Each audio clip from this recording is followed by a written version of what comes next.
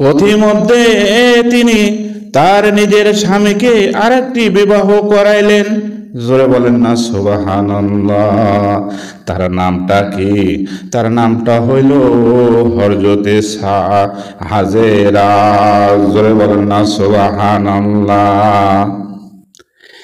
এইবার তার তো কোনো সন্তান হলো না, কিন্তু হাজেরাকে বিবাহ করার পর তার সন্তান হলো। সারা বলল, বিবাহ করলাম আমি, সন্তান হবার কথা তো আমার, কিন্তু তা না, হাজেরার ঘরে সন্তান হইল আমার। কিছু হয়ে হাজেরা আর কপাল ভালো, হাজেরারে ইব্রাহিম আলাইহিস সালাম যখন তুমি তোমার সন্তান ইসমাইলকে, তখন তুমি কি করবা? চুমা দিবা, মুখে লাগাইবা, আদর করবা। তখন আমি কলিজা ছিঁড়ে আমি মারা যাব রে ইব্রাহিম, তখন আর আমি বাঁচতে পারবো না, বাঁচতে পারবো না। সুতরাং হাজেরা বেঁচে থাক, ছেলেও বেঁচে থাক, আমিও বেঁচে থাকি, তুমি একটা ব্যবস্থা করো। কি ব্যবস্থা? আমার চোখের আড়াল করো। তাই তিনি আল্লাহর হুকুমে ইসমাইল এবং হাজেরাকে তুমি কি করো? বনবাসে দিয়ে আসো। আমার বন্ধুগণ, বিবি হাজেরাকে জিজ্ঞাসা করলেন, ওহে ইব্রাহিম খলিলুল্লাহ,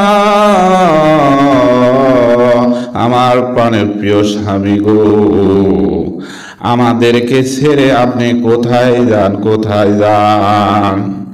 হযরতে ইব্রাহিম আলাইহিস সালাম কোনো উত্তর দিলেন না, কোনো সারা শব্দ দিলেন না।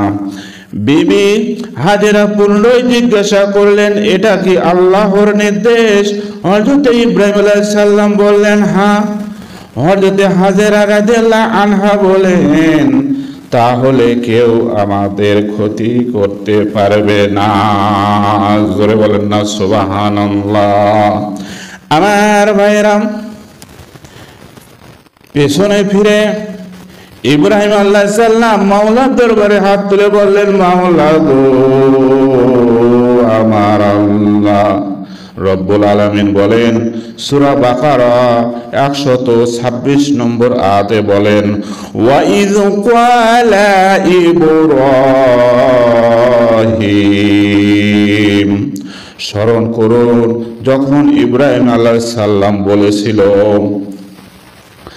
রব্বি জাআল হাযা বালাদান আমিনা। আল্লাহু আকবার। মাওলা গো, আমার আল্লাহ, এই মক্কা শহর, মক্কার অপর নাম ছিল হলো বাক্কা, এই মক্কা শহরকে তুমি একটি নিরাপদ শহর হিসেবে তুমি মঞ্জুর করে নাও, কবুল করে নাও। আরো কি করো? ওয়ারযুক আহলাহু মিনাস সামারাতি মান আমানা মিনহুম বিল্লাহ ওয়া ইয়াউমিল আখির। জোরে বলুন আল্লাহু আকবার। আর এই অধিবাসীদের মধ্যে যারা আল্লাহ ও পরকালকে বিশ্বাস করবে, তাদেরকে রুজি স্বরূপ ফলমূল দান করব। এটা কার ঘোষণা? রব্বুল আলামিন বলেন, ওহে ইব্রাহিম, শোনো শোনো শোনো, যে কেউ অবিশ্বাস করবে, ওয়ালা ওয়ামান কাফারা ফা উম্মাতি উহু কলিলা। আল্লাহু আকবার। তাকেও আমি কি করব? কিছু কালের জন্য জীবন উপভোগ করতে দিব।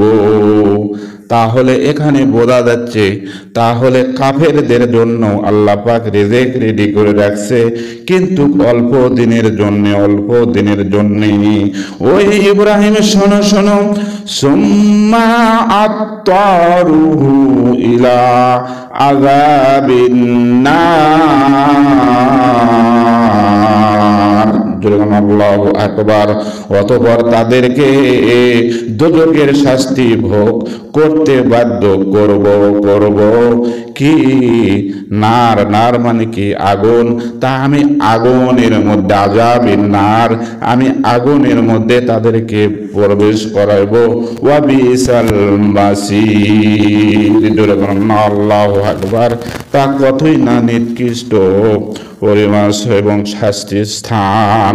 রব্বুল আলামিন বলেন, ওহে ইব্রাহিম, ইব্রাহিম আলাইহিস সালামের দোয়া আল্লাহ রব্বুল আলামিন কবুল করেন এবং এই শহর এখন নিরাপদ শহর কেন্দ্র এবং অনাবাদ ভূমি। এখন কি সব কিছু কিন্তু ওখানে আবাদ হয়ে যায়। যারা গিয়েছে হজে তারা কিন্তু দেখে আসছে। আমি নিজেও আল্লাহর রহমতে, আল্লাহর পাখির বিশেষ রহমতে আমি নিজেও গিয়েছিলাম, আমি দেখে আসছি ওখানে অনেক ফলমূল স্বাদ, এগুলো ইব্রাহিমের দুয়ার বরকতে আল্লাহ রাব্বুল আলামিন দান করেছিলেন। তাই আল্লাহ রাব্বুল আলামিন বলেন, ওহে তোমরা কি ইব্রাহিমকে স্মরণ করো না? তাহলে অবশ্যই আমরা যে ফলমূল খাবো, আমরা কোথা থেকে আমরা পাইছি? ইব্রাহিম আলাইহিস সালামের দোয়ার বরকতে আমরা পাইছি।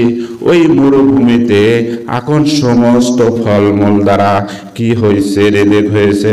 আল্লাহ রাব্বুল আলামিন এটাই বললেন যে আমি ইব্রাহিমের দোয়া আমি কবুল করে নিয়েছি। আজকে আমরা যেখানে সেখানে ফলমূল পাই, কথা বলেন ঠিক কি না?